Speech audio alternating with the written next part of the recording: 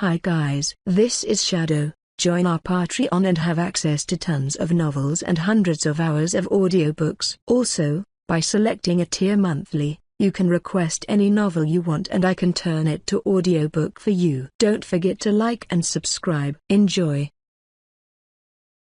Chapter 21, Extracurricular Activities. 1. Inhaling deeply, I recalled the burn, the familiar smell that wafted through the air, and the calmness that it brought me. I used to once hate the smell, but with time, I grew to love it. My mind emptied each time. It eased the pain, relieved the stress, and infused vibrancy into my otherwise colorless world. That was what smoking meant to me. But at the same time, it was what killed me. It gave me something but took everything away in exchange, which was why the sight of it made me lose myself. How do I control it? I blankly stared at the ceiling of my room. Acting on impulse like that, losing control of myself and letting the emotions take over. I couldn't let that continue. I need to control myself.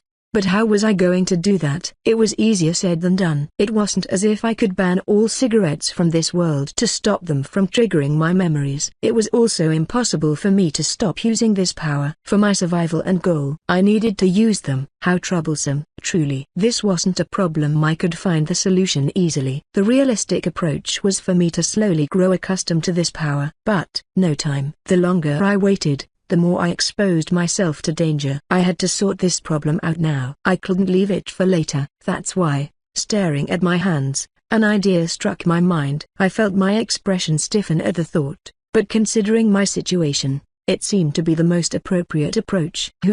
I sat down on my chair and took a deep breath. To understand emotions, one must experience them. A few words stuck in my mind. It was a quote I saw often whenever I researched about emotive magic. Thinking about my recent progress, it was without a doubt true. But merely experiencing them didn't equate to fully understanding them. For that, it took time. One needs to continuously experience them before being able to fully understand them. Which was why, clasping my forearm, I muttered. Sadness. A familiar pain invaded my chest as it started to feel heavy. The world suddenly seemed to grow cold, and my eyes started to moisten. I bit my tongue and held the tears back. I had to take calm and steady breaths each time. The pain made it hard for me to focus, but I still held on. Clasping on the side of the wooden chair I sat on, I mumbled to myself, I need to remain composed. I couldn't let the emotions take over my mind like last time. I needed to maintain my composure. My aim in all of this was to develop emotional resilience by deliberately subjecting myself to various emotions. Compared to the time when I just came out of immersion, the emotions I was experiencing were milder, mainly because my understanding of them wasn't very strong. The only reason they had such a great effect the first 2 times was because of how concentrated my emotions were when I came out of the immersion. Even so, it wasn't easy. Staring at the tear that stained my pants, I closed my eyes before muttering, anger.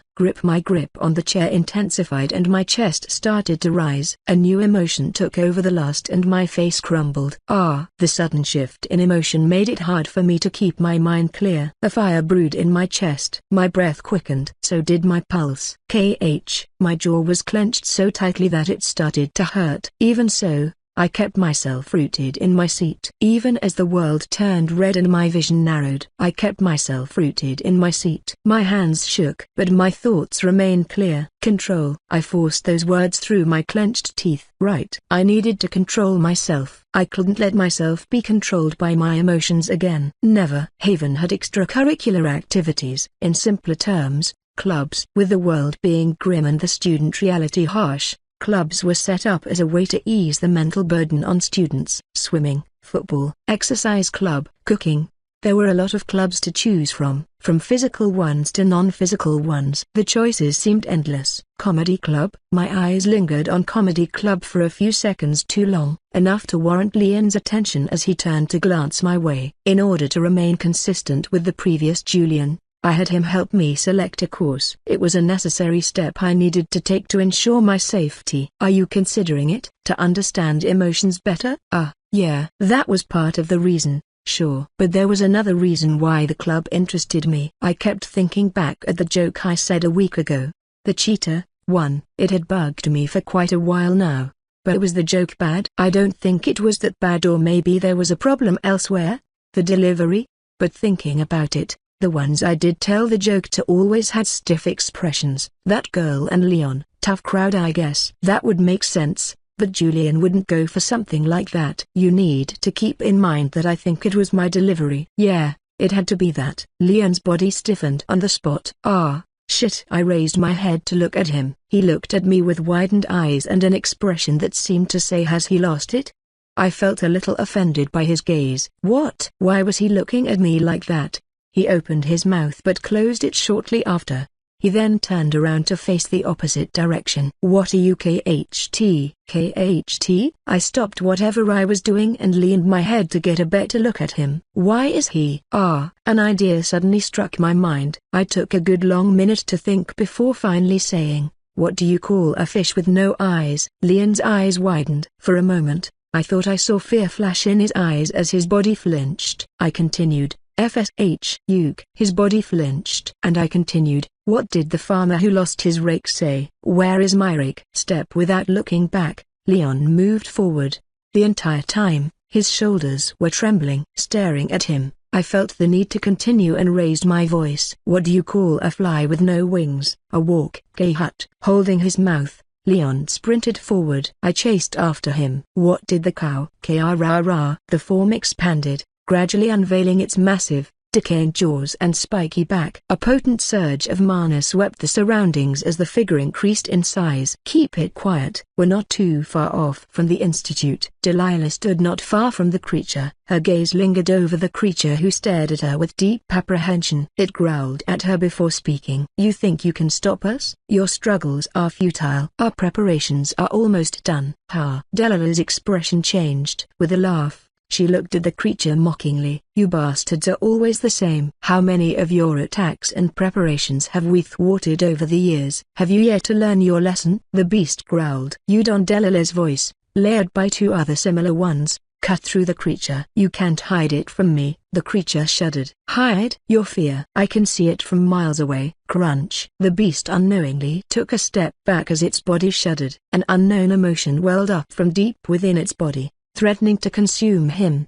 A red glow enveloped the beast's eyes. It understood then that its emotions were being played with, but it was already too late. In the moment the beast stepped back, its defeat was already set in stone. Delilah's expression returned to its usually indifferent one as she raised her hand. Krrr. The beast screamed, but it was futile. Within moments of her raising her hand, the space around the beast compressed, and the echoing sound of bones cracking filled the air. Thud. Just like that, a terror-ranked beast had died. Duke. But something strange happened the moment the beast died. Black foam escaped its lips and its figure shrank to reveal the silhouette of a figure. A human. Crunch. Crunch. Delilah halted a few meters away from the body, her eyes coldly tracing it. Eventually, she bent down and turned its arm over. A four-leaved clover appeared in her vision. As expected, she let go of the arm, and ambers floated in the sky as the body gradually disappeared from view. Crackle. Her cold eyes remained fixed on the disappearing body. Gradually, her mouth parted open to mutter, inverted sky. A figure appeared in her mind. One that she wholeheartedly preached to be the Black Star. A crack yet again formed on her expressionless face. I hope I'm wrong. Chapter 22, Extracurricular Activities. 2. It was Friday, the last day of the week. Just like that, the first week at the institute was almost over. Today marked the second week of my transmigration. Time seemed to have flown by during those 2 weeks. I could still vividly recall everything that had happened on the first day as if it were yesterday. Quite frankly, I was tired, both physically and mentally. But I was slowly starting to adjust to this world. Slowly but surely, I was getting there. I just needed a little bit more time. Here you go. I glanced at the letter that sat on my desk, and I looked up. It was the last lesson of the day, and I was just about to pack up when he suddenly showed up out of nowhere. What is this? An invitation, Leon answered flatly. I thought about having him elaborate but chose otherwise and just opened the letter. I was bound to find out anyway. 2. Julian of the Avenues Barony. We extend our warmest greetings to your esteemed self and cordially invite you to join our exchange. Your presence is certain to elevate the grandeur of the occasion, and we eagerly anticipate the pleasure of your company alongside fellow dignitaries and distinguished guests. The event promises an evening of refined conversation, exquisite cuisine, and cultural enrichment. I skimmed through the contents of the letter. So, in short, a party, sort of, and I have to attend? I rubbed my forehead. I was already starting to feel a headache. Yes, Leon nodded and added, everyone does. Ah, fuck. Leon looked around before lowering his tone. It's best if you attend the ceremony. Create some connections. It will help you out in the long term. Remaining quiet, I sorted through my thoughts. Indeed, he had a point. Connections were certainly important in this society. Not only to establish myself better as Julian, but for the future when the time came for me to leave this place. It would certainly make my life easier. With such thoughts, I looked up at Leon and slid the letter over. Fine. The Haven campus was large. Spanning over a large land, it boasted 7 main halls: Leone Hall, Rendezvous Hall, Dorset Hall, Birmingham Hall, Milton Hall, Carlson Hall, and Rottingham Hall. Each hall had its own distinct function. The Rendezvous Hall was where the dorms were located. The Leone Hall was where the auditorium was located. The Rottingham was where the professors were situated, and so on. Each hall served a distinct function, simplifying navigation for newcomers to the academy. Rottingham Hall. Tack, tack. The hall echoed with the soft click of her heels.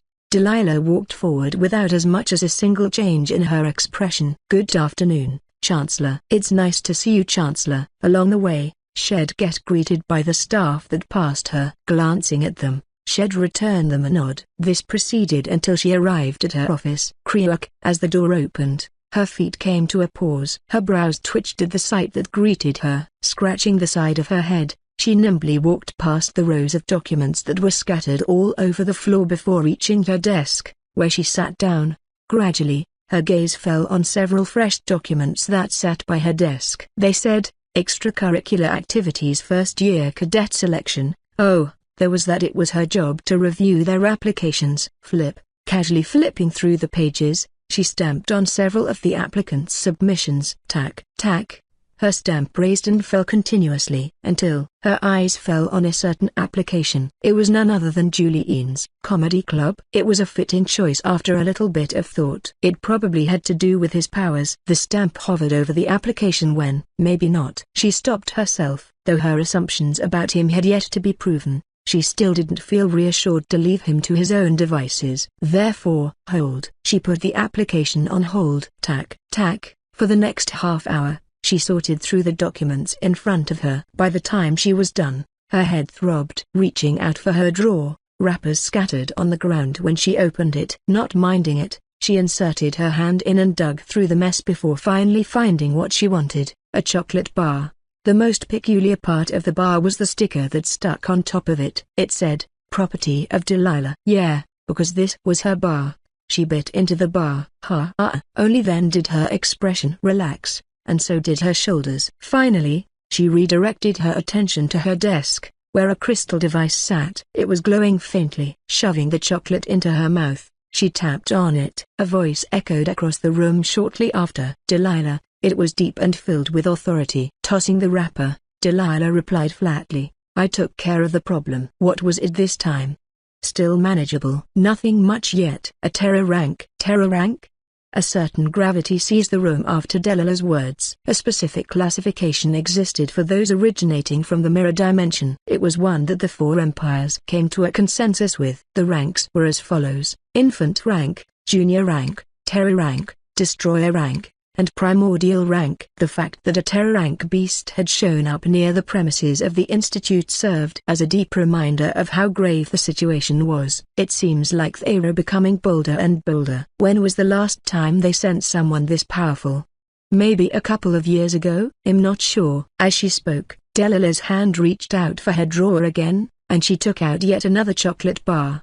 But it wasn't anything worth paying attention to. A terror rank was a monster that had the equivalent power of a high wizard. Her trivialization of its power showed just how powerful she was. Were there any other problems? Delilah pondered before carefully saying, "It seems like they were planning something, but I'm not quite sure what. I've already raised the security of the Institute, so we shouldn't have any problems. But you might never know." "Yes, make sure to keep alert. We've already stopped many attempts over the years, but you might never know when they will make a breakthrough." "Understood."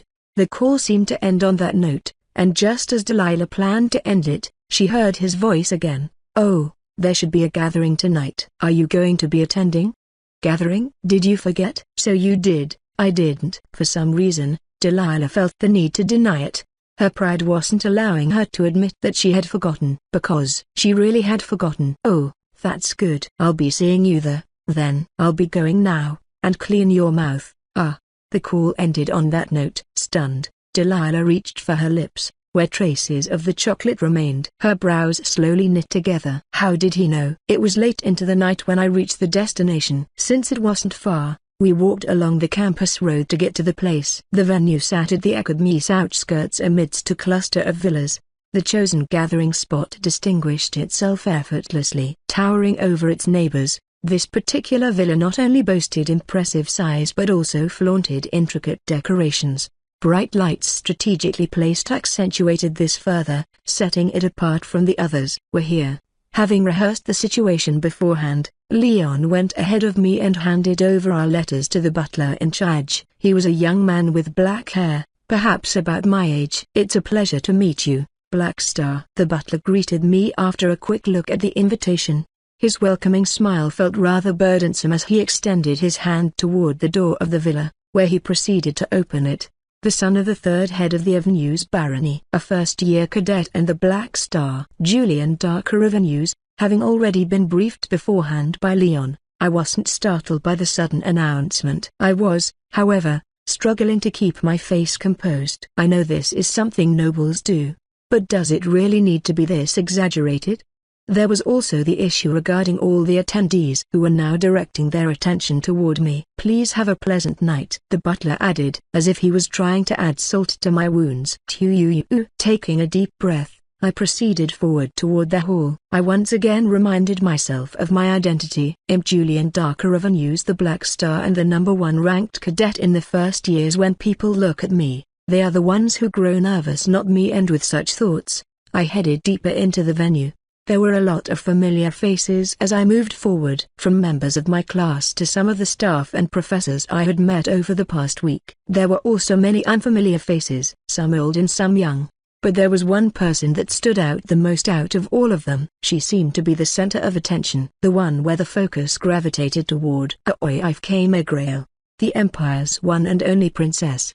In an epiced red dress that accentuated her striking red hair, she stood out, her beauty eclipsing many of those present. Graceful movements and an elegant demeanor added to her image as she eloquently conversed with those engaging her in conversation. Just as I noticed her, she noticed me. I thought nothing of it and prepared to look away when, all of a sudden, she smiled. Smiled? I was momentarily taken aback. So did the many that were looking at her. By the time I regained my senses, she was standing in front of me. I felt the attention of all those present in the room. And just as I looked down to wonder what was happening, her glossy lips parted open, and her crisp voice gently reached my ears. "I've been waiting for you." She extended her hand. "Would you give me the honor?" The Fugue, Chapter 23, The One the World Rejects. 1. It's a pleasure to meet you, Princess. There are a few matters I'd like to discuss. Princess, it's truly an honor to have you here. May we have a moment to speak? Princess. It was the same as usual. Nothing had changed. The lights shone brightest her way, with everyone seeking ways to approach her. Gatherings were burdensome to her. It wasn't that she didn't understand their importance, she did, but they weren't something she looked forward to. The weight of her role weighed heavily on her shoulders. "I'll do that." Aoife lightly massaged her cheeks. They had grown stiff from the prolonged smiling. It was proper decorum for her to greet everyone with a smile. Outwardly, she had to maintain perfection. There could be no flaws in her appearance. Like a thornless rose. "I'll most certainly find the time later to discuss the matters with you." Haha, is that so? Thank you so much. The man she was talking to was quite handsome in appearance, with short brown hair and deep green eyes. He stood out from the rest. Although he wasn't from a notable household, his magic was strong. He would certainly make for a good connection. But, the smell. Aoife felt her nose scrunch up with each breath. His entire body was clouded with a thick plume of perfume. A very powerful one at that. The smell was so overbearing that Aoife had a hard time keeping her face straight. But is it possible to talk about it now? Lines were slowly being crossed. Unfortunately, I'm busy. Oif shook her head and made her rejection clear. Haha, it won't take long. Please hear me out. I'm sorry, he insisted. It really won't take that much time. I insist.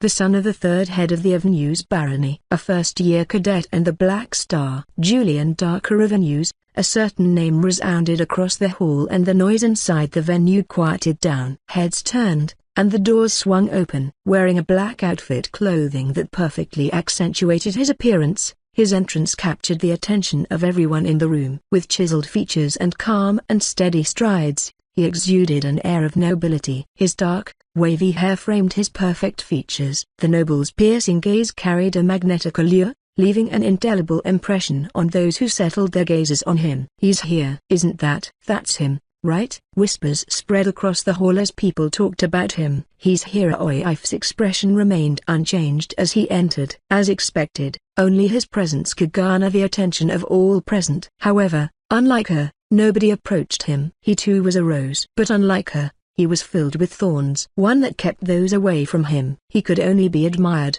but not touched. A trait that made Oif envious of him.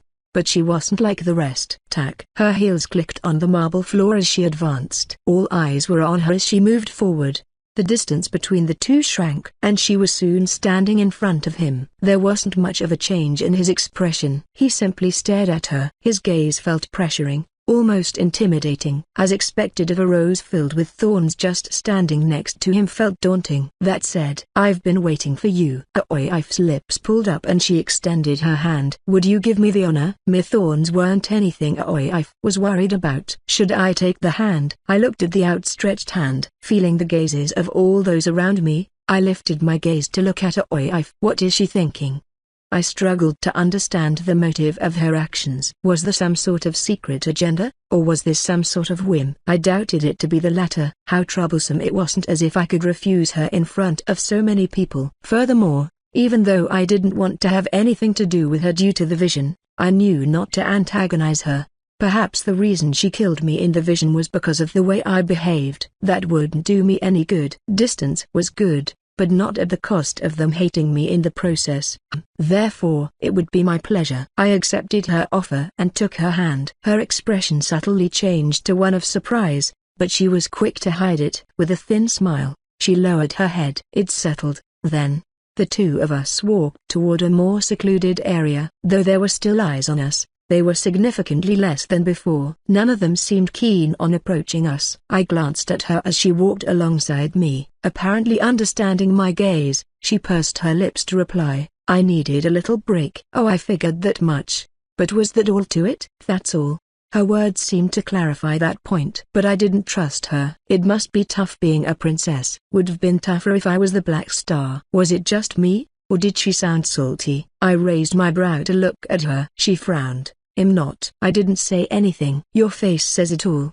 Did it? I grabbed a nearby cup and slowly savored the drink. But, just as I took a sip of the drink, I felt my brows grease and my tongue shrivel up. That's grape juice. I figured. I put the drink down. Did I hate grape juice? No, not really. I didn't mind it. However, there was something about the drink that my body rejected. Sweet. It was sweet. Way too sweet for my tastes. Sweet? When Oif tried the drink, her eyebrow rose. She looked at me with a gaze that seemed to say, what are you talking about?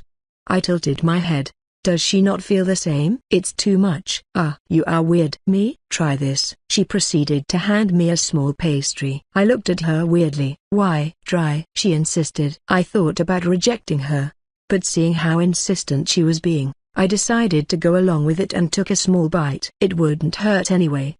The moment I took a bite of the pastry, my lips pursed together and I momentarily forgot how to swallow. Regardless of how hard I tried, it just wouldn't go down. What the? As expected. Oif's lips pulled up in realization. You can't take sweets. I grabbed the nearest tissue and spat out the pastry. When I glanced at Oif, I noticed a subtle shift in her expression. It was as if she found something amusing. I guess you aren't as perfect as you make yourself out to be. What does that even mean? And, why does she look so satisfied? My mouth had just parted open to say something when I realized that she was already gone. When did she? As I glanced around, I found my eyes tracing her back. For some reason, staring at her back, Her steps seemed lighter than usual. Crazy. A sudden tug of my clothes attracted my attention. I looked around but was left confused. Nothing. Wow. I lowered my gaze and met two eyes. Stare. They stared at me with incredible intensity. But a child? They belonged to a child. A little girl with long black hair and large crystal eyes. Her appearance was extremely cute. What is a child doing here? Cuteness aside, I was confused. What was she doing here? Wasn't this supposed to be a gathering of important people? Perhaps a child of a professor? Stare. Her stare turned even more intense. It was as if lasers were shooting at me. What? The child didn't reply and merely shifted her gaze. Following her line of sight, I realized. I held up my hand. The one that was holding the pastry. You want this? Nod. Her head bobbed up and down as saliva drooped from the corner of her mouth. She was quick to wipe her lips. The sight was an amusing one. Here. I handed her the pastry which she quickly took and shoved down her mouth. The sight left me momentarily stunned. What sort of situation was this? That said, staring at her, my lips gently moved up. Clean up your mouth first. Taking a tissue, I dabbed her mouth. Here too. There were crumbs all over. Just how are you eating? She reminded me of my brother a lot. I stopped when I realized what I was doing. She reminded me of him so much that I had acted out of impulse. Thankfully, she didn't seem to have minded as she continued to eat the pastries in peace. I sighed in relief and leaned back on the table. I didn't know how to feel. I was once again reminded of the fact that my brother was no longer next to me, that there was a chance I could never see him again. A little part of me told me to move on and give up, to forget about my old life and move on. Such thoughts haunted me every day, but I couldn't. I just couldn't. Throwing away my past meant rejecting the very existence of my brother. I couldn't do it. Even if it meant I was chasing the impossible, I didn't plan on giving up. I lowered my head to stare at my hands. But why can't I progress? Even though 2 weeks had gone by, and I had been practicing every day, I couldn't grasp my other magic. It was as if it rejected me. Regardless of my struggles, I wasn't able to make any progress. It was frustrating. However, I knew that I had to be patient, that I would one day get there. But how long did I have to wait for that day to come? My days were running low, and the gravity of my situation was starting to sink in. I didn't have long. That much was true. Chapter 24, The One the World Rejects. 2. It was the fact that I knew that my time was limited that prevented me from enjoying the party. Seeing everyone converse and interact with one another, I felt a sense of estrangement, alienation, as if I didn't belong here. Nobody dared to approach me, and when I tried to interact with someone, they tactfully distanced themselves away from me. Was I that intimidating? No, I don't belong here. That much was starting to become clear to me. This very world, it was rejecting my existence. Or was it me that was rejecting it? I wasn't quite sure. In the time that I spent here fruitlessly trying to make connections, I could have spent training and learning my second ability. With such thoughts, I took a sip of water and headed for the exit. There was no longer a point in staying here. Right, because I didn't fit here. What do you think about joining our household? I'm sure we can offer you better incentives than the ones offered by the Avenue's household. Firstly, we'd be willing to pay you more than they pay you. Not only that, but we'd also relieve you of your nightly duties and support you wholeheartedly. If you wish to remain a knight, we may even promote you to commander. With a word, I can make that happen. Leon casually took a sip of his drink, something called a maina, and pursed his lips. Tastes like shit, far too bitter for his tastes. Do consider our offer. We can offer you a lot more than what the Avenue's household has offered you. You don't have to worry about the consequences. We'll be able to tell, if you would excuse me. Hey. Placing the drink down, Leon turned around and left.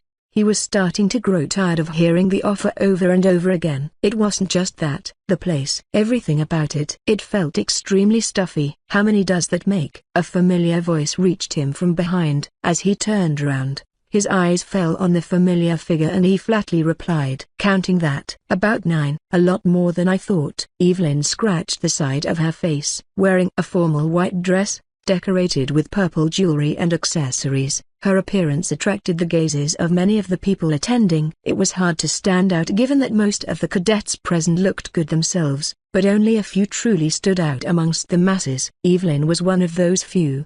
Probably not as many as the times you've got asked out. Rubbing salt to my wounds? Leon lightly shrugged. You started it, right? Evelyn nodded before her brows knit together. She then tactfully said, have you never considered their offer? From what I know, they're quite good. A lot better than what currently receiving, perhaps. But I can't leave the Avenues household. Leon's thoughts regarding them were rather complicated. They hadn't exactly been the nicest to him. Only once he had started to display his talent did their attitude towards him change. Before then, he was a servant, someone that they were willing to discard with a thought. The wounds of his past were still vividly etched in his mind, and not a day passed where he forgot. Even now, he was constantly reminded of those days. And it was with such thoughts that he ambiguously added, not yet. I see. As if she had expected such an answer, Evelyn nodded her head and no longer pursued the matter. She could tell it was a sensitive matter. Evelyn's expression changed and her eyes stared off in the distance. Leon followed her line of sight and made a similar expression. Julian, the first son of the household in question, appeared at the end of the hall. He was also one of the few that stood out in appearance. His every movement and action attracted the eyes of those present. It was hard to not take note of him when he stood out that much. He's changed quite a bit. Evelyn started to speak as her eyes traced his figure. Though he carries himself in the same manner as in the past, there's something different about him. Am I the only one that's noticing these changes? It's been 5 years since you've last seen him, Leon replied flatly. It's normal for him to be different. I guess right, but Evelyn narrowed her eyes as her gaze continued to trace Julian's figure. Wasn't he usually the type of guy that enjoys attention? Why does it seem like he's leaving? Leaving? Leon's face finally showed changes, and to his surprise, it was indeed as Evelyn pointed out. Julian, who had reached the entrance of the hall, was reaching out for his felt jacket. His actions aroused the attention of many of those attending. What's he doing? Did he forget something in his jacket? It couldn't be helped. The event had only just begun, and he was already leaving. The expressions of many of the people present varied, but the consensus was that his decision made no sense. This was especially so for Leon, who put his drink down. Leaving? Yeah. He had no choice but to. It was his duty to keep Julian safe. Though he wasn't sure why Julian was acting like this, he had no choice but to follow. Before leaving, he paused to stare at Evelyn. I hope you enjoy the gathering. And with those last words, he went ahead to follow Julian. As he left, Evelyn's eyes traced his back. Putting her drink down, she mumbled, something's off. The breeze hit my face as I left the venue. I felt a sense of liberation coming out of the building. The weight of the stairs, the suffocating environment, it was all gone. I could finally breathe properly again. Better. Why did you leave so early? An unexpected voice reached me from behind. I didn't need to look to know who it was. I felt like it was a waste of time. Were you trying hard enough? I doubt you're intimidating to the point where everyone avoids you. Was that the case? I thought about it for a while before nodding. That was probably the case. Maybe so. But this sort of thing, I'm not fit for it. My body and mind rejected it. It felt too stuffy. I don't think I could have stayed much longer. For the first time since meeting him, I heard a long sigh coming from Leon. Stunned, I turned around to see him massaging his forehead. Eventually, as if resigned, he also loosened his clothes. To be honest, I was feeling the same. Taken aback by his response, my brow raised. He was? What? No, nothing. I shook my head and turned to look away. I'm just glad we're on the same page. I smiled and massaged my shoulders. Then, without looking back, I took the path back to Haven. The distance back wasn't very far. Rather, it should have been a very short walk. The path was also nice. With no buildings in sight, it provided a great view. The entire time the two of us remained quiet as we observed the surroundings. There wasn't much to say between us, and all we could do was enjoy the surroundings. Everything was going smoothly, when my feet came to a stop. Something's wrong. The path, which should have been a short one, suddenly felt extremely long. What should have been a 10 to 5 minute walk extended longer than that. I had just turned around to address Leon when my body froze. Hey, did you? My heart dropped and my heartbeat quickened. I was alone. Leon was gone. When did this? I could have sworn I had felt his presence just moments prior. So when did he? I took a deep breath to calm my nerves, which were steadily rising. Panic was starting to set in. but I was quick to push it down. Good thing I trained myself for these situations. Though I was still in the beginning stages, I didn't let fear cloud my mind. Take control of my body. And just as I managed to calm myself down, blink.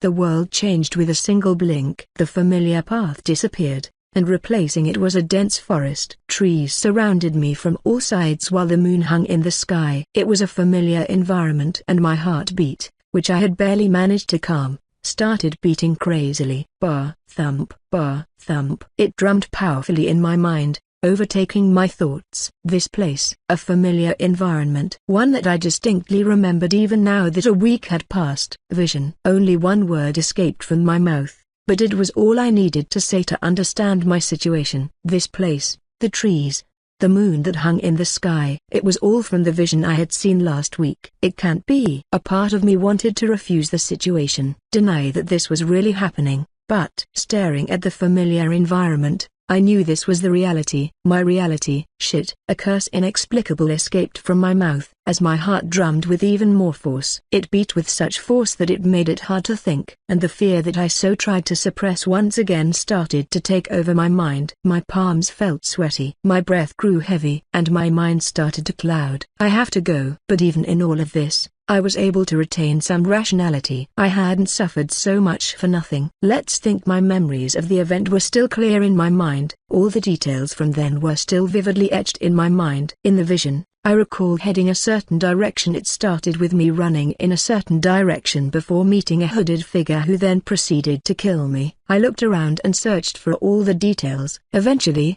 a direction became clear to me. The hooded figure is that way. That much was clear.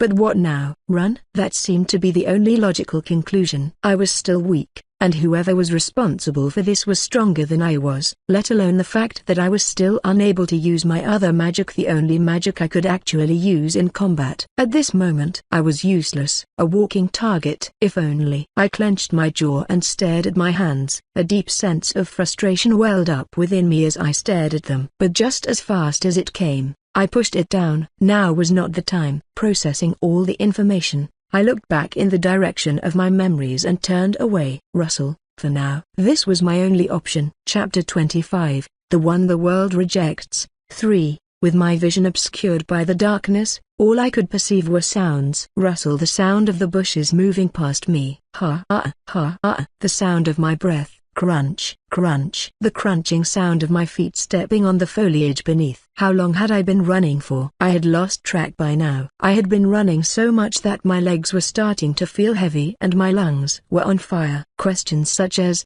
did I run far enough? Am I safe? Can I stop? Repeatedly flooded my mind as I continued to move forward. My mind wavered in such moments. Will the ending be the same as in the vision? Am I destined to die?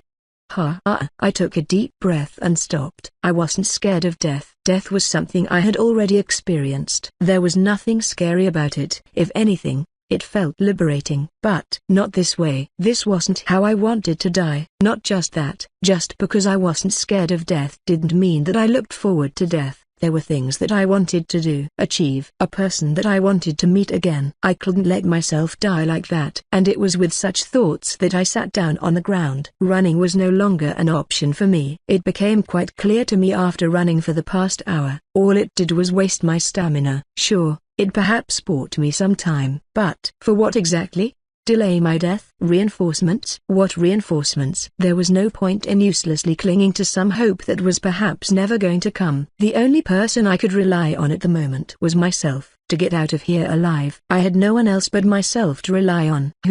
I took a deep breath and extended my hand forward. A familiar warmth coursed down from my abdominal area as a magic circle started to form. Please work. This was my only hope. Where am I? Leon looked around him and frowned. He appeared to be around a dense forest. Where exactly he wasn't sure. He had no time to make sure. Looking around, he called out, "Young master?" But he received no response. As expected, he was alone. Leon's expression turned grim at the thought. It wasn't that he was worried about Julian. He was unsure of the depth of his strength. Was he stronger or weaker than him? Leon wasn't exactly sure, but he had no time to ponder over this matter any longer. Sensing something, his expression changed and he lightly stomped his foot on the ground, pushing himself back. Bang! Just as his body moved, The spot which he had been standing on just moments prior exploded. Pieces of debris flew in the air as a cloud of dust rose in the air, masking Leon's sight. "TSK," a rough voice echoed shortly after. As the cloud cleared,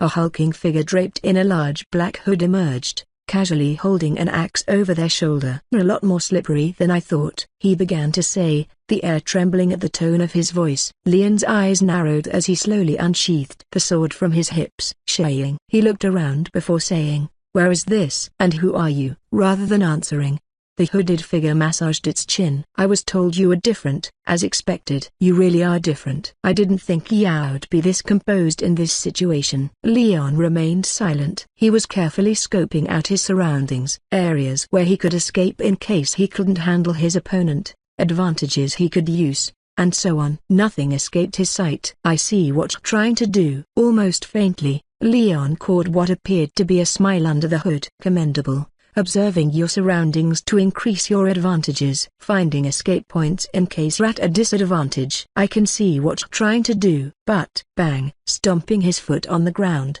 the hooded figure disappeared from his spot, reappearing right in front of Leon in less than a second. "Axe held with both hands," he whispered. "Just like the other guy, there's no escape for the two of you." Swoosh, and he swung down. "How long has it been? 1 hour, 2 hours, 3 hours, a day?" I had lost track of time. I hadn't moved the entire time and kept my focus entirely on the magic circle in front of me. But 1 rune, 2 runes, 3 runes, 8 runes, 9 runes, 10 runes, 11 runes, TZZZZ, I still couldn't make any progress. Even after all this time. After doing everything that I possibly could. Shit. Why was I just being too hasty? Was that it? From what I was told, simply learning to be able to use a spell shouldn't take more than a few hours so long as one was adept at it. They could learn it. It was what I had learned in the 2 weeks I had been in this world. So, TZZZZ, why was it that I still couldn't learn it?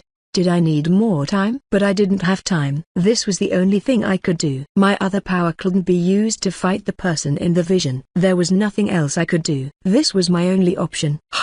My breath betrayed my exasperation as I blankly stared at the night sky. Was this my limit? No. If I only had more time. Then, I quietly called out for my status screen. A large window appeared in my vision. Type, elemental, curse. Why was it that I was able to grasp emotive magic so easily, and yet struggled to understand this magic? Was it because of my ability, or was it because I wasn't truly capable of understanding this magic? Yet again, I was reminded of one fact. I didn't belong to the world. Right. I'm just an existence that casually entered this place. The reason why I was struggling so much, why it was so hard for me to learn, it had nothing to do with talent. I was simply not meant to have learned it. This world. I smiled bitterly. It's rejecting me. Ha. It was a laughable thought. But even if the world was rejecting me, I had no choice but to continue. Again, I stared at my hand and channeled the mana from my abdomen. A familiar warmth flooded my body. 1 rune, 2 runes, 3 runes, 5 runes. TZZZZ. I tasted failure. Over, and over, and over again. Drip, drip. Blood continuously dripped down from my nose as my eyes grew blurry. I was getting tired of the meaningless practice that held no progress. It had stopped at 11 runes. There was just 1 rune that I was missing before the magic circle would complete. But, TZZZZ, that step seemed an impossible one. It slowly started to sink in my mind. This is meaningless, right? TZZZZ. Why waste time? TZZZZ. Practicing something. TZZZZ. That wields no progress. I finally lowered my hand and closed my eyes. My mana reserves were almost empty and exhaustion had taken over my body. In the end, I was just meaninglessly struggling, chasing after something I wasn't meant to achieve. If I had more time then, I'd have pursued things differently.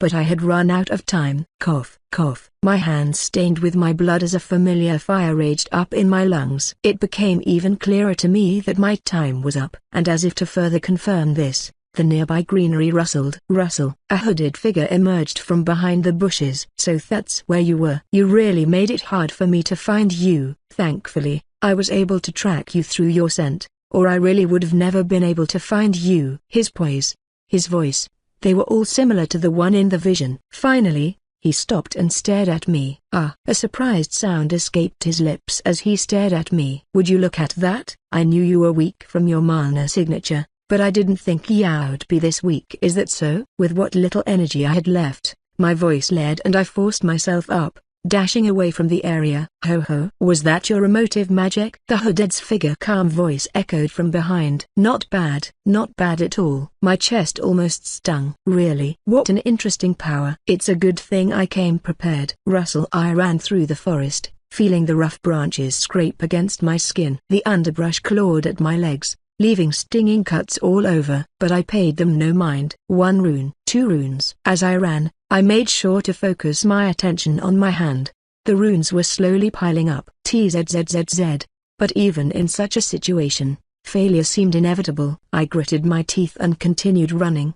The situation seemed hopeless. My emotive magic seemed to not affect him. I couldn't comprehend the other magic, and I was on my last breath. At some point, my leg wobbled. Crash. And I fell face first against the ground. Yuck. I scraped the ground in an attempt to help myself up, but, thud. I couldn't get up. Sweat poured down from the side of my face as my chest burned with even greater intensity than before. My lungs were on fire. Already tired, the hooded man appeared behind me, seemingly confused by my situation. Just barely, I managed to turn my body to face him. I thought you'd struggle more, Black Star. I did. In the end, the rumors about you were exaggerated. You at some point. His voice had drowned out from my mind. My eyes wandered over my right forearm where a 4-clover tattoo appeared. There was still something. I had been saving it up for this moment. It was my last hope. So, I extended my hand and pressed on it. Yet again, I had no choice but to rely on this ability. But, would the results really change? Chapter 26,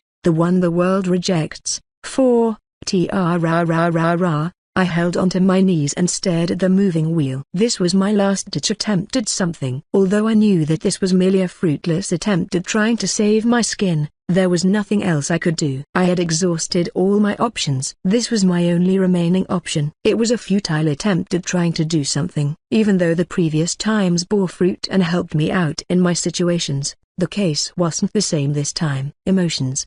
They were a supplementary power, a tool used to help in certain situations. But, that's it. By itself, they couldn't help me in this situation. I was doomed. I knew it. And it was because of this that the sense of frustration that I felt further intensified. Damn it. If only the wheel stopped. Red. Anger. The world around me changed. It turned white.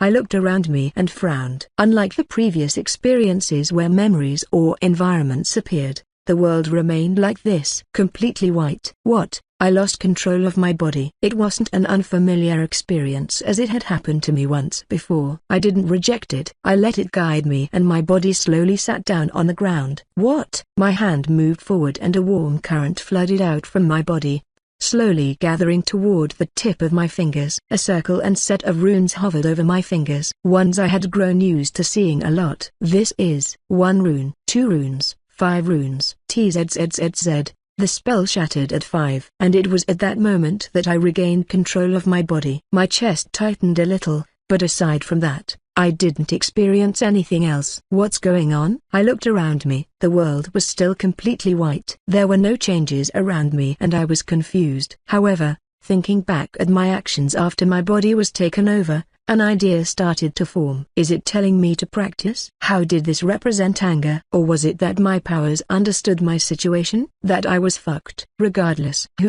I took advantage of the situation and started to practice again. One after another, runes started to connect. Rune 1, Rune 2, Rune 3, Rune 4, Rune 5, Rune 6, Rune 7. TZZZZ. Fail. Nothing surprising. I had lost count of the many times I had failed by now. Looking around and seeing nothing changed, I knew that I was fine. Time stopped on the outside. I could still practice. Though I didn't know how long it'd be here, I knew I needed to take advantage of the opportunity. Yeah, it's fine. Though I told myself that, my lips were pursed together. Yeah, I can do it. Again. Time passed. TZZZZ. It's nothing big. I laughed but my mind didn't. My chest grew tighter all of a sudden. 6 runes. My progress regressed. Let's do it. It continued to flow. TZZZZ. Another failure. How many was it now? 100th time? Okay, reasonable. My chest trembled and my eyes narrowed. A weird sensation tangled my chest. It was light. Nothing that I couldn't control. But it was growing steadily. What was it? I pushed it down. I had no time to ponder over such a matter. Again, I had to keep practicing. Right, practice. It never stopped. Tzz. My chest felt tighter. My vision became narrower. My breathing quickened. The feeling I felt before. Tzz. It started to grow. Tzz. With each failure. Tzz. The feeling in my chest started to grow, and tzz. I finally realized what it was. Tzz. Ugh! I clenched my fists and screamed at the world. Rage. The feeling that was slowly building up in my chest. It was rage. Why can't I? I punched the floor repeatedly in my fit of rage. Fuck, bang, bang, why, bang, can't, bang, I do it, bang, My head felt light. All I could feel was a strange pulse in my head as my thoughts disappeared, and all I could think of was my repeated failures. How many times is it now? Why can't I do it? What is wrong with me? I continued to scream at the sky as I felt my veins bulge from my neck. Am I really that shit? Is that the fucking case? I couldn't accept it. I didn't want to accept it, so I continued. But tzz. Despite all my attempts, I continued to fail, and the more I failed, the angrier I got. Damn it! I trashed my surroundings, screaming at the sky with all my might. Bang! I punched my face. It seemed to relieve some of the frustration that I felt. So, bang, bang, I punched it again. Faster, bang, stronger, bang, and faster, bang, bang. Motherfuck, I screamed again. I let everything out. I knew that my current appearance was pathetic. That I was pathetic. But I was desperate. Failure meant death. I had no choice but to succeed. Why couldn't I just do it? Why? My eyes started to sting. The rage that had clouded my mind slowly started to subside, and I lay blankly on the ground. My entire body was in pieces and my mana reserves were empty. I was powerless. Time passed again. 1 hour, 2 hours, 3 hours, and in such time, I remained motionless on the ground. When is this going to end? At some point, I started to wonder how long was this immersion going to last for. It had never lasted so long before. I closed my eyes and embraced the darkness. I was starting to get tired of white. When I opened my eyes again, a little more time had passed. I was still stuck in the white space. My mind had recovered, and so did my mana. Sitting up straight, I extended my hand again, and tried again. Time flowed. A week passed like this, or something like that. I had lost track of time. In the time, the only thing I did was practice. Hunger, thirst, and sleep weren't a problem for me. I could practice for as long as I wanted. But, tzz. Once again, I failed. I reached out for my head to pull my hair, but there was nothing left. I had already ripped out all the hair on my head. Damn it! Rage had already taken hold of me, but even that had its limit.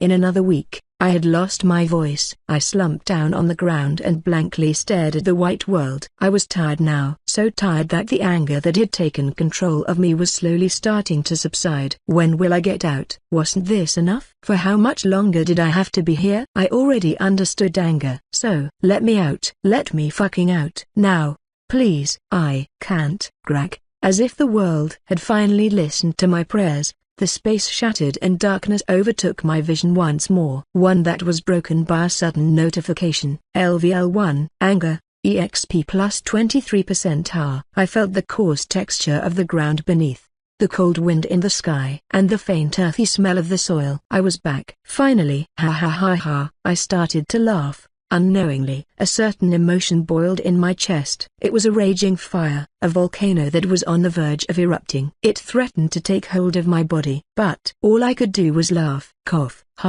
Even as I coughed up blood, all I could do was laugh. So much time had passed, and yet I still hadn't managed to achieve success. How could I not laugh? It was pathetic. I was pathetic. Then, something held me by the neck, and I felt my body lift from the ground. Have you lost it? It was the hooded figure. I was told not to kill you, but, though I couldn't see, He appeared to be frowning under the hood. I didn't care enough to wait for his next words. My chest was burning. I needed to let it out. My hands slowly raised. They neared for his arm. So long as I touch him, he'll be able to. What are you doing? His eyes snapped down to stare at my hands. Bang. I felt my back crack as I crashed against something hard. My mind buzzed, and my vision blurred. What happened? I glanced around me and noticed the pieces of trunk around me. Ah shit, I don't know what to do. The hooded's figure voice reached me from the front. Ruffling his head, he mumbled, "Should I just kill you? My orders were to keep you alive." When will that bastard get here? That bastard? There was someone else? Ha ha. I wanted to laugh again. How fucked was this situation? Had it ever been possible for me to escape this situation? Cough, cough. Blood spilled all over my pants as I coughed. I looked up at the hooded figure, reaching for every breath. "Stay put, will you?" He began to raise his hand, a purple magic circle floating in front of him. I widened my eyes and prepared to move my body, but the magic circle never pointed at me. The ground shuddered. Tuck. And several skeletal hands reached out from the ground. What? The sight stunned me. Clawing up from the ground, they slowly pulled themselves up to reveal the figures of several skeletons. Necromancer? The hooded figure flicked his hand. The skeletons approached me from all sides. Cub. That should keep you from moving. Don't even think about using your powers on them. Unlike me, they don't have feelings. I gritted my teeth and stared at the approaching skeletons. The pain that was invading my chest was growing with each second, and it was getting hard to sustain. But as he said, skeletons had no feelings, and unless I touched him, there was no way for me to affect him. What do? I grabbed onto the tree trunk and forced myself up. My legs were shaky and my only support was the tree behind me. Without it, I'd still be on the floor. Cub. The skeletons were now a few meters in front of me. It's over. I don't want it to be over one more time. I moved my hand behind my back. A warm current flowed from my abdominal area. It was a familiar process, one that I had done countless amounts of time, each time ending in failure. My mana drained. I started to perceive pain even more vividly. The pain from my broken back, the pain in my mouth and the taste of my blood. The fire raging in my lungs, and the boiling feelings that were spilling from my chest. I perceived everything vividly, and it was tearing my mind apart. But I endured the pain and added to it, if it meant success. Rune 1, Rune 2, Rune 3, Rune 4, Rune 5, Rune 6, Rune 7, Rune 8, Rune 9, Rune 10, Rune 11. The runes were connecting. This was a step I had reached thousands of times before. I always failed here. A part of me was already expecting my inevitable failure. I thought it'd be like this even now. I really did. But then, click, as if some shackles broke free, my mind cleared. The mana flowed without interruption. It didn't stop and shatter like it usually did. As if a path had formed, the mana in my body flowed toward an end. I could feel the mana bend and twist at the tip of my fingers. Purple points scattered around my vision. They were spread apart. But it felt like I could do something. As if I was entranced, I raised my hand which had turned wholly purple, and pointed in their direction. Tangible purple hands sprouted out from that point. They clasped on the hooded figure's clothes. But they shattered almost immediately. Still, it was enough. What the? The hooded figure fell on one knee. My body moved forward. I stumbled forward. Raising my hand, I glanced around and tapped 3 other points around me. Hands sprouted again. They latched onto the skeletons, halting their movements for a brief moment. But that was enough. I stumbled forward, toward the hooded figure who had grown pale. Hands of Malady. It wasn't a powerful spell. However, when caught, one would experience hallucinations, nausea, and vertigo for a brief moment. The stronger one was, the less effective this was. It was because of this that I had to keep moving. As if bewitched, my steps hurried. But just as I neared him, thump, my legs faltered and I stumbled forward. No, not yet. So close I reached my hand forward and grasped the soil. Purely out of desperation, I clawed myself forward. Time seemed to flow slowly. But all of this had happened in a matter of seconds. I had to be fast. Almost his foot was close. So close to me. So long as I managed to touch it. It was only a few centimeters away. I was the closest yet, and yet it felt the furthest I had ever been. It reminded me of a previous thought. The world rejects me. My very existence didn't belong to this world. I wasn't meant to be here. But was that really the case? Did the world truly reject me? It didn't. I was the one who rejected the world. The existence that was known as Julian and everything that came with it. It wasn't the world that rejected me. It was I who was rejecting it. And that made me understand. If I wanted to survive in this world, I needed to accept who I was. Accept that I was no longer back on Earth but in a different place. One with different rules and set of morals. I was no longer Emmett Rowe. I was now Julian Darker Avenues. While I mustn't forget my past, I also mustn't forget my present. And with such thoughts, my hand, it finally reached his foot. And I let everything out. Angric. A scream resounded. It echoed loudly in the sky as it pierced through everything. It was overwhelming. Thump. He fell on his back and held his head with both hands. I could relate. After all, he was experiencing all the anger I had felt in the immersive state. All of it in a concentrated bundle. All at once.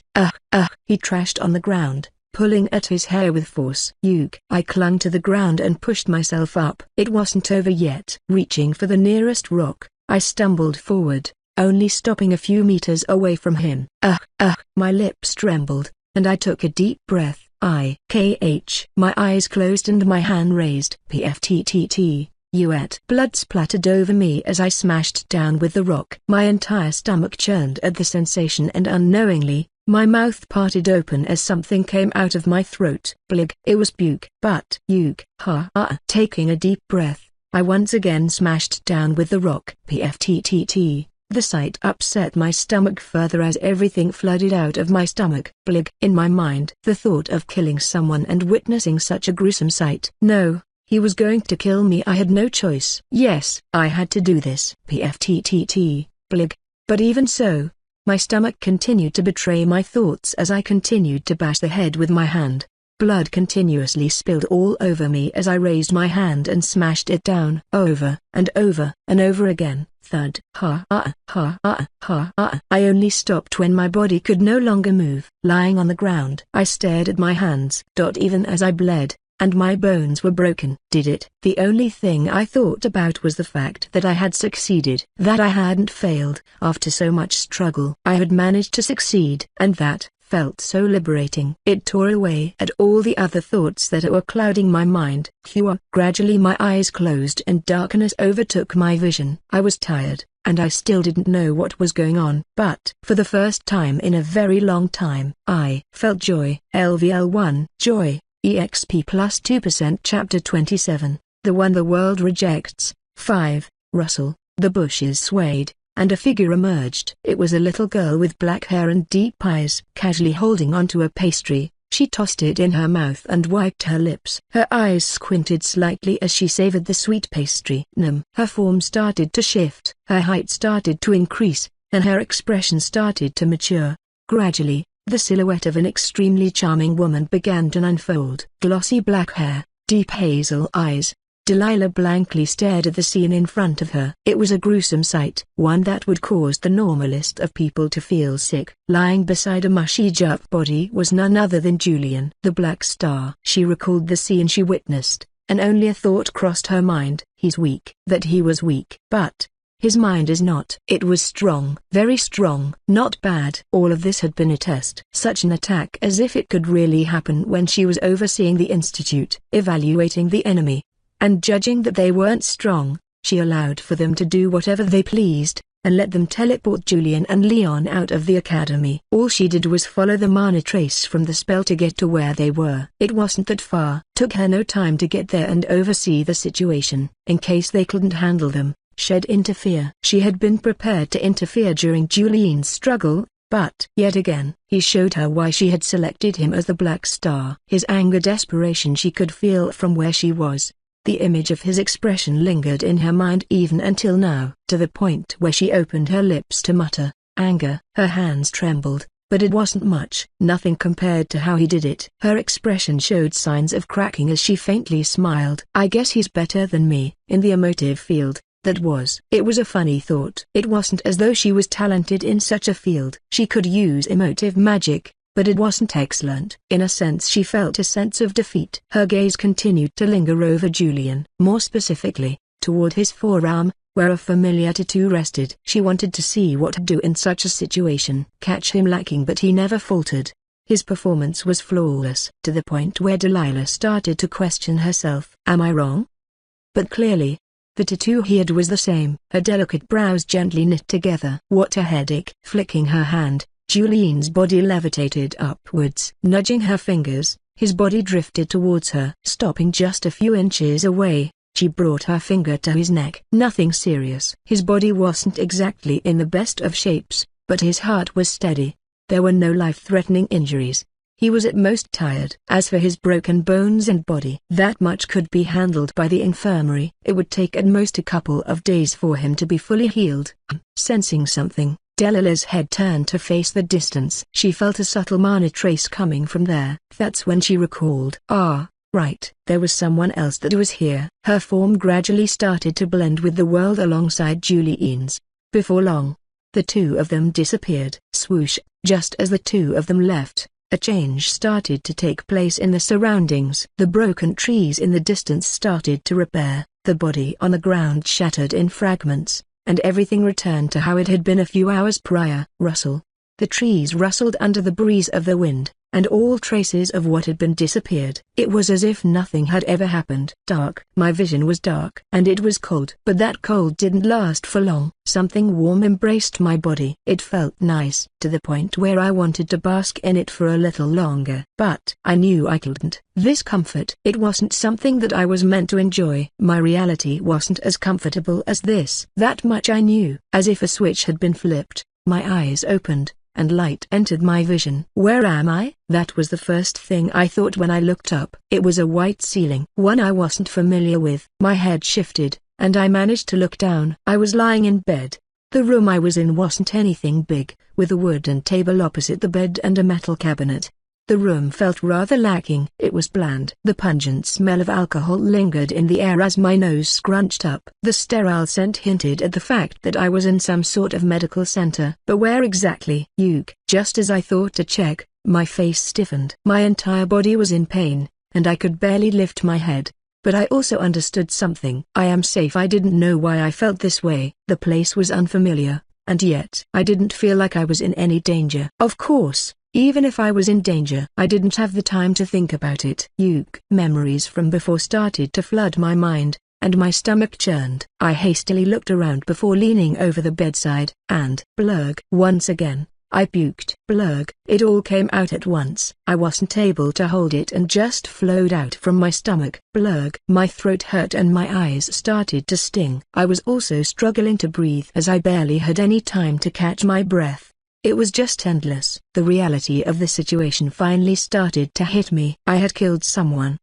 It wasn't so much that I was distraught by that idea. He had been trying to kill me. I was merely defending myself. But, as I recalled the way that I killed him, the blood that spilled with each swing, the smell of it as it invaded my nostrils, the pieces of his brain that splattered. Blurg. My stomach once again turned over, and I continued to puke. But this time, nothing came out. I only made the sound, but nothing came out. I had emptied my entire stomach. There was nothing left for me to puke. I wiped my lips and took deep and even breaths. I felt like utter shit. Every time I thought back to the memories, my mouth would gag. I wished I could forget all about that memory and just move on, but I can't forget. I mustn't forget. Like I said, it was time for me to accept the world, who I now was, and the morals of this world. I had to accept them. I couldn't stay as Emmett Rowe forever. I had to become Julian Darker Avenues. The world didn't reject me. I rejected it. And it was time for me to accept it. From its laws to its morals. I needed to conform my way of thinking to it. Only this way would I be able to find what I wanted. Therefore, I closed my eyes and replayed the scene in my mind, over and over again. I tried to recall all the details, from the sounds to the smells, all that I could think of. I tried to recall. My throat gagged each time, but I let my mind immerse in the memories. I knew that this wasn't going to be enough, that it was going to take time for me to adjust to this sort of mentality. But one had to start from somewhere, and this was my starting point. Creak! The door of the room creaked open as a figure draped in white robes entered, with tall blonde hair and green eyes. He scanned the room and sighed. I was wondering why there was so much sound. He flicked his hand once, and all the puke on the floor disappeared. So did the smell, which made me feel better. Let's start with the introduction. I'm Dr. Gabblewright. I'm in charge of healing you. Oh, I lowered my eyes and sat back. Am I at the institute? Oh, you're where? MHM. It wasn't that hard to figure out. I had been thinking about it for a bit. But was it really possible for something like this to happen under the watch of the institute that boasted itself to be the #1 in the empire? No, that was most likely not the case. But if that was the case, why did something like this happen? Were they just incompetent, or was there more to it? Fucking game, the Chancellor personally brought you back here in the middle of the night. Nobody is aware that you're here yet. Taking out a wooden pad, the doctor glanced at it before continuing. Broken collarbone, 3 fractured ribs, a punctured lung, spinal fracture. What sort of situation did you get yourself into? Ha! I inwardly laughed. I wanted to know, too. In the end, I was going to be stuck here for a bit. Great. Well, putting the clipboard down, he ruffled his hair. The injuries aren't anything serious or anything like that? So you should be fine with leaving by tomorrow? He'll be leaving to check on my other patients. Rest for now. He'll come to check up on you later. He left just like that. Ah! Clank. The door closed and silence enveloped the room. I thought back to his words and found myself blinking twice. Injuries aren't anything serious? Broken collarbone, 3 fractured ribs, a punctured lung, spinal fracture. Should be fine to leave by tomorrow? This. Ha. I couldn't help but laugh. Although this was another world, it still left me stunned. Fucking ridiculous. What is? No, it's. I abruptly looked to my left, and my eyes widened. When did she? Leaning against the nearest table, her long, flowing black hair draped down her shoulder as she cocked her head. Her appearance was so blinding that I struggled to comprehend what was before me. So, what's so ridiculous? Memories started to flood my mind, and I felt my face stiffen. It took me no time to figure out who the woman before me was. One of the 7 monarchs. The one who was closest to the zenith. Delilah V. Rosenberg. Chapter 28. Assistant. 1. What I? The words were stuck in my mouth. I had a hard time understanding the situation. No, not quite. An idea formed in my mind shortly after, and I was able to calm myself down. Here regarding the incident. This much should have been obvious. Once my mind calmed down and I processed my situation, I got a picture of the situation. Perhaps you want to report my side of the story regarding the situation. The words flowed out of my mouth smoothly. I had been puking just moments prior, and my head was still throbbing, but even in such a state, I was able to think clearly. My pain had not been for nothing. I can do that, but I'd like to know something in return. Delilah didn't answer and just stared at me. With her arms crossed, she casually leaned her head back. I felt a shiver run down my body as her gaze swept my body. It felt intense, and the hair at the back of my neck rose. As expected of one of the strongest people. Just standing next to her feels pressuring. I had already experienced this sensation before, during the examination, but compared to then, the pressure I was feeling was to a greater degree. It felt suffocating. And then, all right. She blinked. The pressure that was covering me disappeared. Almost as if it had never been there. Let's do that. You ask me a question, I'll ask one too. I silently nodded my head. Then, musing over my thoughts, I opened my mouth and carefully said, you were there, weren't you? Watching everything. Even now, the idea that the Institute wasn't aware of this incident didn't make sense. Surely, their security wasn't that bad. For an incident like that to occur to someone as important as me, the Black Star. It just didn't make sense. And it was with such thoughts that I was convinced of my theory.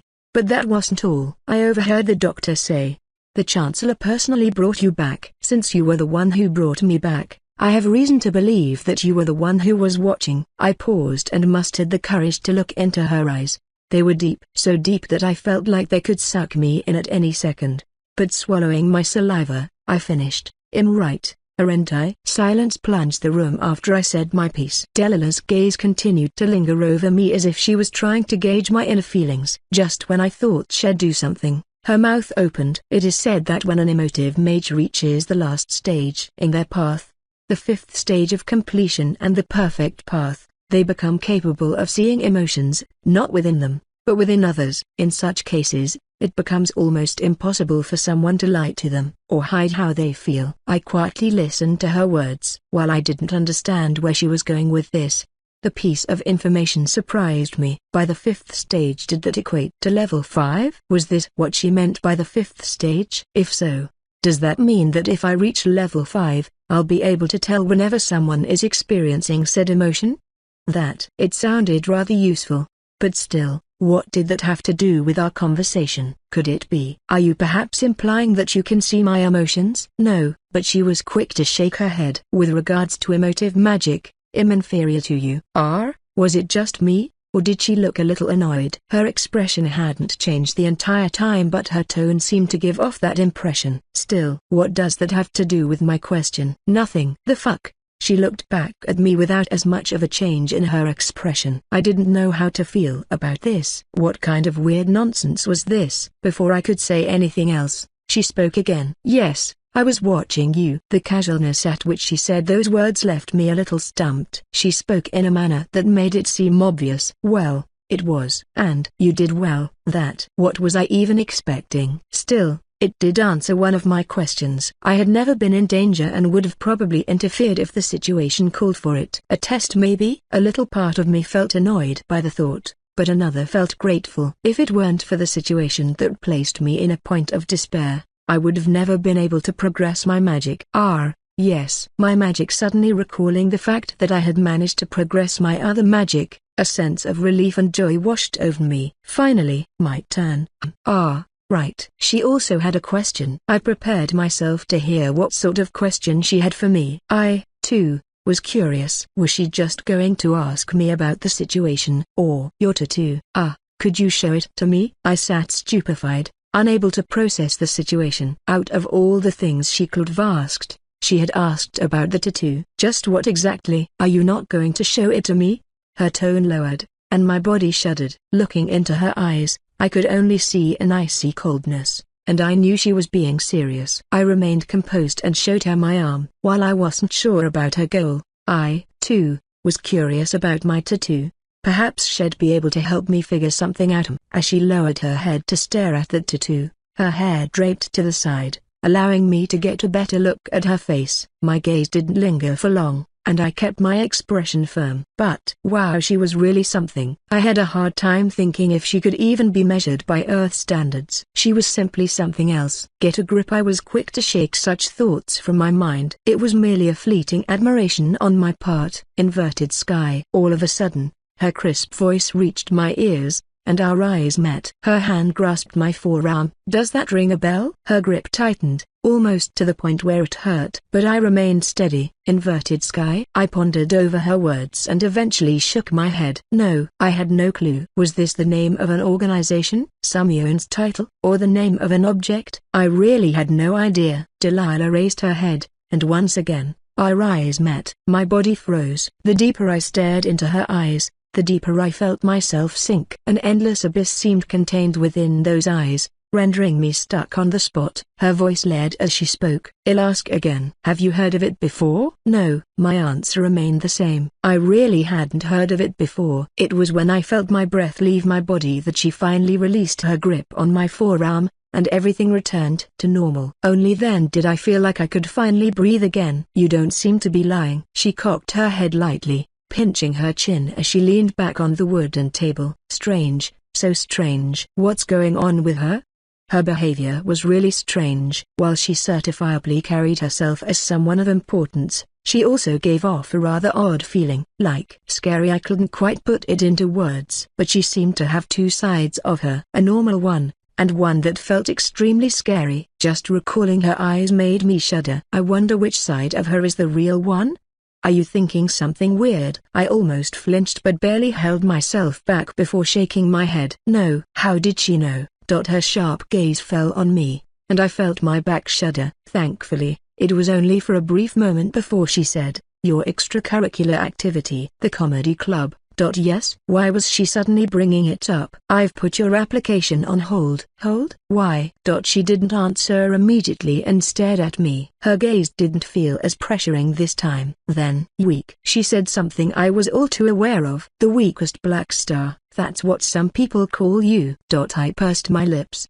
I was the one that nominated you as the black star. And my decision was the correct one. Surprised, I felt my eyes widen. Instead of joining the comedy club, become my assistant. I won't be able to teach you much, and I won't protect you, but whenever I'm free, you can ask me for advice. Talented in the emotive field but untalented in the other. For the first time, her face showed signs of cracking. That fifth state I told you about. Her lips gently pulled up. I wonder if you can achieve it. Her figure gradually blurred, disappearing from my sight like a gust of wind, but not before leaving a few words behind. Think about it, like that. She was gone. I stood blankly on the spot for a couple of seconds before finally snapping out of it. Did the one closest to the zenith just ask me to become their assistant? This is ridiculous. The entire situation was. Her motive was rather obvious. For whatever reason, she wanted to observe me. It perhaps had something to do with the tattoo on my hand, but I wasn't sure. For now, it seemed to be the most plausible reason. Should I refuse the offer? It was certainly a good offer. However, I also understood that it wasn't one without its motives. But the more I thought about it, the more I realized how beneficial it was to me to have someone as strong as her occasionally give me tips on an area I lacked. How many people would be jealous of that? She also wasn't forcing me to become her assistant. It was an offer. Whether I took it or not was up to me. Creak! The door of the room opened all of a sudden, and a familiar figure entered, with a cast over his arm. He didn't look to be in the greatest of conditions. Right. He also must have. I was the first one to speak. I take it you didn't have a great time. I did not. He looked at me up and down. You seem to have had a better time. Ha, yes. My entire body felt like it was breaking. Every single movement hurt, and my mind was not in the best of shape. Leon casually looked around and tilted his head. Was someone here? I raised my brow. How could he tell? The smell. Ah, that made sense. I proceeded to recount my events with the Chancellor. I didn't tell him everything and left a few things out. I still couldn't trust him, but I told him about the general situation and her offer. His response after hearing all of it was, "You should take the offer." You think? It's a great opportunity for you. I wouldn't reject it if I were you. It's much better than. He stopped his sentence there as I noted his left brow twitch. I cocked my head. Better than what? His eyes darted away from me, and he rigidly turned to face the door. I have to go. Why can't a nose be 12 inches long? He visibly flinched, and his expression changed. At that moment, I recalled Delilah's words. It is said that when an emotive mage reaches the last stage in their path, the fifth stage of completion and the perfect path, they become capable of seeing emotions. Staring at Leon, I could certainly see it. The emotion he was feeling. Fear. Had I already reached that stage? Obviously not. But, staring at Leon, I nodded my head. Poor soul. Because then it'd be afoot. Chapter 29, Assistant, 2. It was after 2 days that I was finally allowed out of the infirmary. Though I was released, my body was still in pain. I hurt all over, and every single movement made me flinch. I was also rather sleepy. The pain made it hard for me to sleep. I was the type of person that moved a lot during their sleep, so what a pain. The current time was 5:30 p.m. It was currently Monday, and the week had already started. Because it was already so late, I had pretty much skipped all the lessons that I was set to attend. It was a bit of a pity considering that I was already lagging behind compared to the others. But what could I do? At least, I can use magic now. This wasn't exactly the most ideal situation for me. Thankfully, all hope wasn't lost. The extracurricular activities were set to start today. My choice was already set. I was going to accept Delilah's offer to be her assistant. Whether her goal was to keep a close watch on me or something else, I didn't care. If it was going to benefit me, then so be it. I will do anything to get stronger. I'm glad you decided to take my offer. Delilah stood waiting for me at the entrance of the Rottingham Hall. I thought her appearance would attract the attention of all those around us, but how weird nobody was glancing our way. It was almost as if we didn't exist. Why? That was when Delilah's voice reached my ears. I've cast a spell that makes it hard for others to notice our presence. Ah, to think that there was such a spell. Impressive. Come, follow me. Tack. Her heels gently clicked against the marble floor as she walked into the hall. I followed her from behind. Wow. As we walked, I couldn't help but admire the interior structure. The building had a square shape, featuring a large opening at the top for sunlight. In the middle of the hall, there was a spacious garden with neatly arranged flowers, trees, and benches. Adjacent to the garden, Small pillars separated it from the corridor where we were walking. It was a breathtaking sight, one that I didn't want to take my eyes away from. "It's nice, isn't it?" Delilah continued to lead me forward, her eyes never once looking at the garden to our left. "You might as well get used to it since you'll be working with me from now on." "Right." We continued to walk for a bit before going up a flight of stairs leading up to the second floor, where we finally stopped in front of a large wooden door.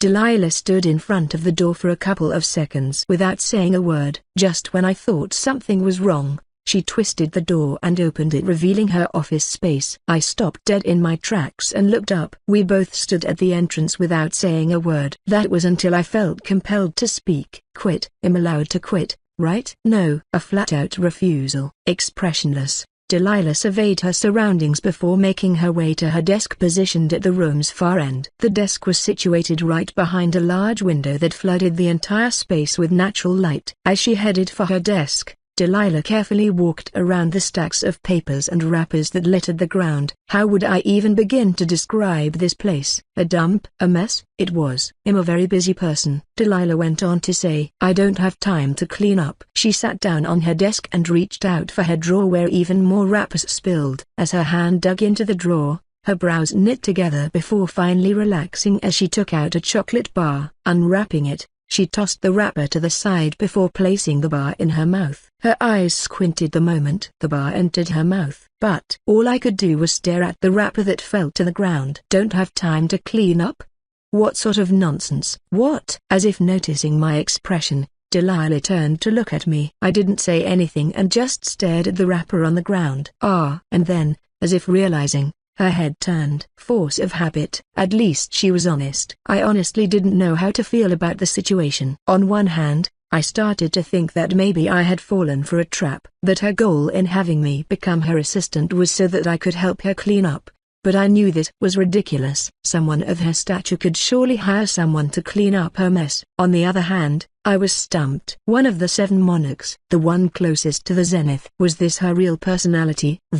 I wasn't sure how to feel. So Delilah's voice reached my ears. I turned to look at her, staring at me with an expression of utmost seriousness. She glanced around. She didn't say a word, but her meaning was clear. Only that. I pointed toward my mouth. "You've got." There were over 100 different extracurricular activities that were offered to the first-year cadets. Amongst them, the most popular were magic theory and expertise, and sword unification and mana composition. Because the two clubs shared similar elements, today the classes were unified. A group of 4 stood at the end of the training room. "What happened to you? Why did you skip today's lessons?" Each of them was dressed in robes, and their appearances and demeanor attracted the attention of all those present. It couldn't be helped. They were the top 4 anchors of the first year. Leon, Aoif, Evelyn, and Luxon. "Can't you see from his hand that he got injured?" These were the words of Luxon, a young man with brown hair and deep blue eyes. He was ranked 5th amongst the first years, and just like Leon, he was a knight.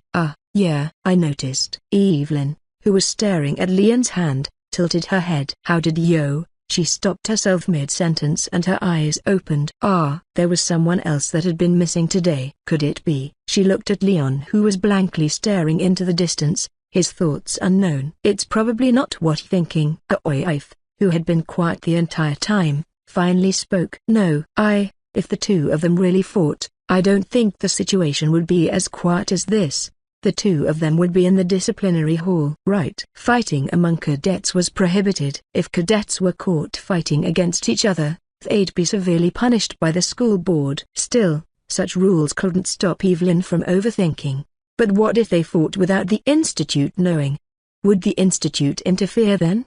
And if they really had fought, who won between the two of them? Never mind that. Luxon switched up the conversation. "The situation is getting rather troublesome, right? I thought things would calm down after a while, but it seems like they're hell-bent on pushing us down." "Right. It's getting quite annoying." Factions were already starting to form between the first years. Primarily, it was the commoners banding up together against the nobles. The situation wasn't hard to handle, however. There were already a few conflicts between the lowland nobles and commoners. The worst part of it all was that Aoif had indirectly become the face of the situation when she interfered with an emerging conflict where she ended up defending the lowland nobles.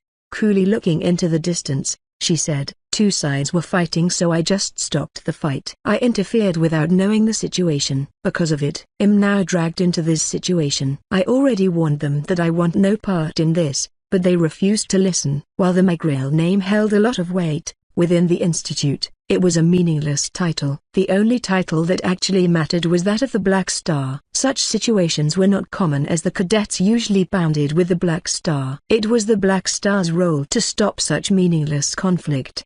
But things were different this year, with the Black Star not caring at all about creating factions and banding the first years together. He was the primary reason why a situation like this had happened. Had she been the Black Star, then Oif quietly bit her lips and looked at Leon. "Do you think you can get him to do something?" Leon looked down and met Oif's eyes. He stared at her for a while before shaking his head. "No." A flat-out refusal. "Even if you force him, he won't do it. He hates these kinds of things." "Are you sure?" When Luxon asked, Leon nodded. "Very sure." "Shit." With a curse, Luxon ruffled his hair. "Why did the institute choose someone like him to be the Black Star? If he can't even fulfill his own role, then what's the point in keeping him there?" "At the rate the situation is going, the first years will be split into different factions. That has never happened before. We'll become the laughingstock of the second and third years." At that, nobody answered. His words held some truth. With Julian not fulfilling his role as the Black Star, the first years were in a mess. At the rate they were going, the conflicts would get to the point where they would start interfering with everyone's studies. The grim reality made Evelyn frown as she asked, "What do we do?"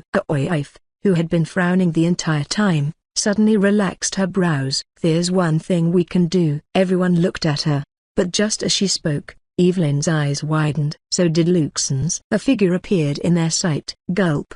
Evelyn felt a lump in her throat. With calm and even steps, he neared them. A perfect face, with an aura distinct from the others, and cold eyes befitting his visage. He seemed to be the center of attention wherever he went. And, finally, his expression. It was extremely cold, especially his eyes, which shone like well-polished jewels. During the midterms, he stopped right behind Oif, who finished her sentence. "I'll take the title away from him." Chapter 30.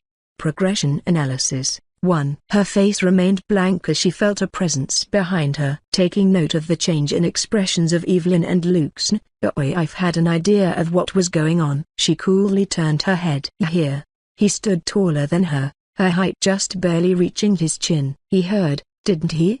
There was no way he hadn't. "I am." Indeed, hearing his confirmation, Oif closed her eyes briefly. Then, collecting her thoughts, she spoke. "Did you hear what I said?" "I have." Julian continued to stare at her with his usual detached gaze. Oif calmly stared into those eyes. "Those arrogant eyes. I wonder how long you'll be able to keep them like that?" Regardless of whether he had heard her or not, she didn't care. Her goal had always been to reach the top, become the zenith. The fact that she wasn't ranked first in her year was already a huge blow to her ambition. It wasn't something she had expected, and for there to be two people who stood above her, how could she accept something like this? Therefore, the Black Star is not just a title. It is something that comes with responsibility. The situation is as is because you aren't doing your job. Oif didn't care if she came off as uptight or annoying. There was a little truth in that. She was self-aware of that much. However, her words were the truth and the truth only. "It is your duty to make sure that all sides get along." "Not me, but yours." Oif expected Julian to say something back, refute her words, and dismiss her in some way. Give her an excuse to openly challenge him. However, that never came. Julian's expression eased and he took a step back. Without saying a single word, he turned around to glance into the distance where the other students were. "What am I supposed to do?" Oif's brows raised in surprise. Her reaction was the mildest one. The one who had the greatest reaction was Evelyn, who opened her eyes and looked at Julian with an expression that seemed as though she couldn't believe what she was seeing. No, she really couldn't believe what she was seeing. "I never asked to be the Black Star." He started to speak while glancing into the distance. His hazel eyes shone under the light of the sun while his well-kept hair swayed lightly under the breeze. Oif quietly listened to his words, her hands silently tensing. She was expecting him to look at her in disdain while saying something along the lines of, "Do it yourself. Don't bother me with these meaningless tasks." She could already envision the scene in her mind. But just because I didn't ask to become the Black Star doesn't mean that I don't care for it. I have it, so I'd like to keep it." However, to her surprise, he did none of that. Rather, he did something completely out of her expectations. So, lowering his head slightly, he deeply looked at everyone present. "Tell me what I'm supposed to do when the time comes." Following his words, he walked past them. Aoife stood dazed even as his scent faded away. She just stood blankly on the spot. The same was true for the others. Did he just? Luxon was the first one to break the silence as his head turned to stare at the departing Julian. He turned to look at Leon. "Didn't you say he wasn't going to do it? Was that just a lie?" "No." Similarly confused, Leon's head turned to stare at Julian's back. Judging from his expression, he too seemed shocked by the situation. Even though the situation turned out for the better. "I don't like this without meaning to." I got swept in his rhythm. Aoife was annoyed. Her neck heated and her hands tingled. His mannerisms and the matter-of-fact tone he spoke with, it made it seem as though he was treating her as his servant. "Why am I the one that is supposed to tell you?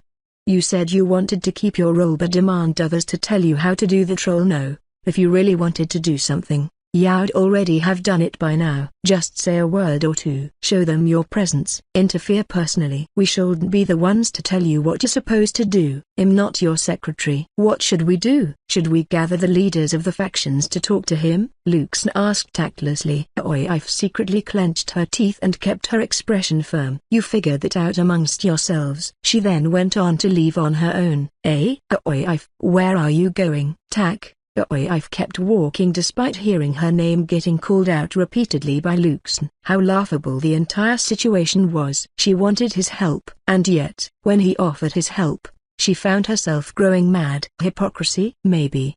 But it also became clear to Aoife the entire reason she was acting this way. She had thought she had managed to bury such emotions, weaknesses, deep within her mind. But she silently stared at her hand. It was trembling slightly. The reality of the situation hit her and her face cracked. "Hey!" A laugh escaped. "How ridiculous. Me of all people." Indeed, she was jealous. It was late into the night, and I was back in my room. In this familiar environment, I sat down on the ground and stared at my hand. A beautiful purple magic circle hovered above the tips of my fingers. Drip, drip. Even as sweat dripped from my head, I kept my gaze fixed on the circle in front of me. I really did it. I still couldn't believe it. The reality that was displayed in front of me. I could finally use my first true spell. Outside of emotive magic, this was my very first spell. Zai-ing. I gently lifted my hand up, inserting it into the magic circle which slowly moved down. Gradually, my hand started to change, turning completely purple. Just like last time, purple spots started to appear in my vision. The furthest one was all the way toward the end of the living room, about 15 meters away. Is that the limit of my range? I moved back and the purple spot followed after. Seems to be the case. I pushed my hand forward and lightly tapped on the spot. Swoosh. Tangible purple hands began to sprout from the ground. 1, 2, 3, 4.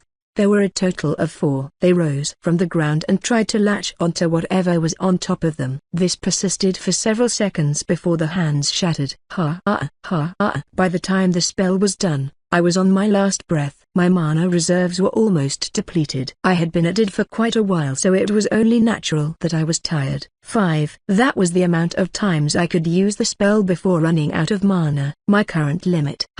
I lay on the floor with my arms wide. I was tired. I was exhausted. I was on my last breath. But, I think I was addicted. 10 o'clock a.m. Carlson Hall. The Carlson Hall was where the training grounds were located. The facility was extremely large, with over 1,000 square meters of space. It was massive. Today was an unusual class.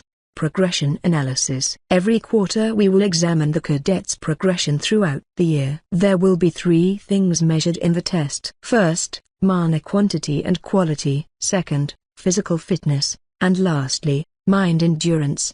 The professor in charge, a tall woman with long blonde hair and green eyes, Olivia J. Kelson, started to explain. With the Institute trying to ready you to enter the mirror dimension, it is important that we focus on all 3 aspects. Even if you are a mage, maintaining your body to a certain standard is necessary. In the chance that you find yourself in a situation where you can't defeat your opponent and are forced to run, Your physical stamina will be an important factor. She went on to talk about the importance of each testing point and how it would benefit us in the long term. I carefully listened to each one of her words and I made sure to take notes in my mind. I was still a stranger to this world, and although what she was saying could be perceived as common sense, not all common sense applied to me. There were certain things that I was unaware of. I will now divide you into 3 groups. There, you will follow your assigned assistant to take on the testing. Names started to get called out one by one. Alongside the names, Shed point toward a certain assistant. Ravenscroft Luxon, Dangrove Rose, Elliot Leon, Typel Josephine, Megrela Oif, Milnk Era, Verlik Evelyn, Ivanus Julian. When my name was called out, there was a certain pause before the professor frowned and pointed toward a large bald man.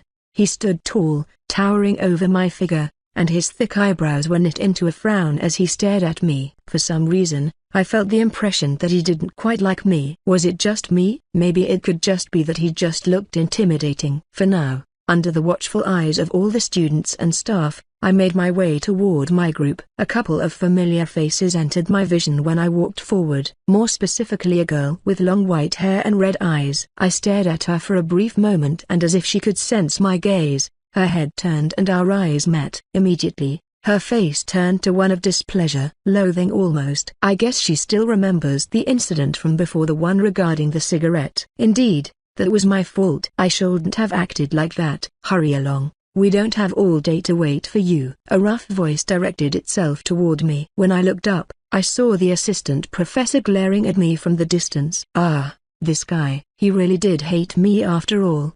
But why? Knowing about the possible agenda against me, I kept my mouth shut and joined the group. And as if I had some godly timing, the moment I joined the ground, the professor was done recounting all the names. "I'm done over here." She looked toward the assistant professors and announced, "You may begin with the tests. Group 1, please head toward the physical test. Group 2, head for the mana test. And Group 3, please proceed to the mental test." We were Group 2, which meant that our test was the mana test. A part of me already dreaded the test, knowing that my performance was going to be awful, but at the same time, I couldn't wait for the test. What other people cared about me or whatnot, that was meaningless to me. What I cared about the most was seeing my current level, get a general idea of my overall level so that I could gauge the areas I needed to improve on. Once everyone is done with the test, well, alternate sections. Off you go. These were the last words of the professor before we were led by our respective assistant professors toward our designated section. The space was large, about the size of a classroom. In the space, a large magic circle was drawn on the ground where a large table sat and 3 orbs appeared. "This is the mana resonance assessment." The rough voice of the assistant professor began to spread. "The test is simple. There are 3 orbs on the table. Each orb has its own distinctive function." He pointed toward the orbs. "The one on the left measures your mana quantity. The one in the middle measures your mana purity. And the one on the right measures your mana control. All you have to do is place your hand over the orb and channel your mana. A grade will be given to you after the test has ended." Just as he said those words, his gaze fell on me. I knew at that moment exactly what was about to happen, and he proved me right as he pointed toward the orbs. "Julian." He called out my name, almost chewing on it. "First,